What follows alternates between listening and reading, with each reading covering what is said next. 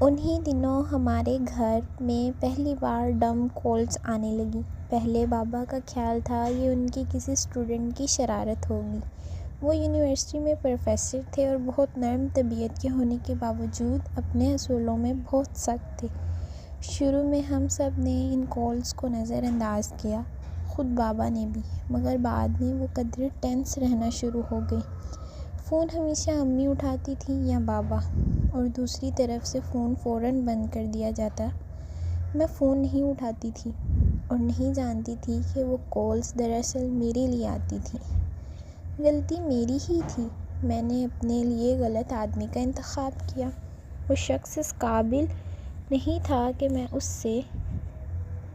صوبیہ ایک بار پھر سسکیاں بھرتے ہوئے مجھے اپنے تازہ ترین ناکام افیئر کے بارے میں بتا رہی تھی۔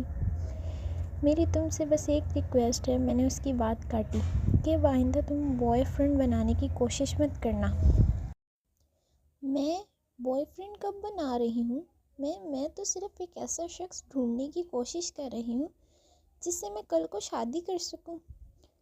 اور اس کوشش میں تم پچھلے چند سالوں میں درجنوں لڑکوں کے ساتھ ڈیٹنگ کر چکی ہو، میں نے اسے یاد دلایا۔ اب تم بار بار مجھے میرے ماضی کے حوالے سے طعنے دو گی، صوبیہ نے برا منایا۔ طعنے نہیں دے رہی ہوں، صرف یہ کہہ رہی ہوں کہ آئندہ ایسا مت کرنا۔ اگر تمہارے پیرنٹس کو یہ سب کچھ پتہ چل جائے تو تمہیں اندازہ ہے ان کا رد عمل کتنا شدید ہوگا۔ کچھ نہیں کہیں گے وہ، انہوں نے مجھے بہت آزادی دے رکھی ہے، صوبیہ نے لاپرواہی سے کہا۔ اس کی سسکیاں اب تھم چکی تھیں۔ آزادی کا کیا مطلب ہے؟ آزادی کا یہ مطلب نہیں ہے کہ تم انہیں دھوکہ دو۔ کچھ پابندیاں انسان خود بھی تو اپنے اوپر لگاتا ہے۔ میں نے اسے پھر سمجھانے کی کوشش کی۔ کہہ رہی ہوں نا کہ اب میں دوبارہ کبھی ایسا نہیں کروں گی، اس نے میری بات کاٹتے ہوئے کہا۔ صوبیہ نے پہلی بار یہ وعدہ نہیں کیا تھا۔ اپنے ہر افیئر کے ختم ہونے کے بعد وہ اس طرح روتی دھوتی پھر ایسے ہی وعدے کرتی۔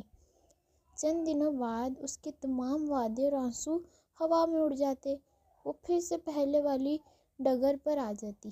کوئی نیا لڑکا، نیا دوست، ہوٹلنگ پھرنا پھر آنا، خط و کتابت، طائف کا تبادلہ، اظہار و محبت، اور اس کے بعد کھیل ختم۔ کردار اور تماشائی اپنے اپنے گھر۔ مجھے اس کی ان تمام حرکتوں سے گھن آتی تھی۔ جن ویلیوز کے ساتھ میری پرورش ہوئی تھی مجھے اس سے گھن آنی ہی چاہیے تھی۔ شاید ایسی ہی شدید ناپسندیدگی صوبیہ میرے خیالات اور طرز زندگی کے لیے رکھتی تھی۔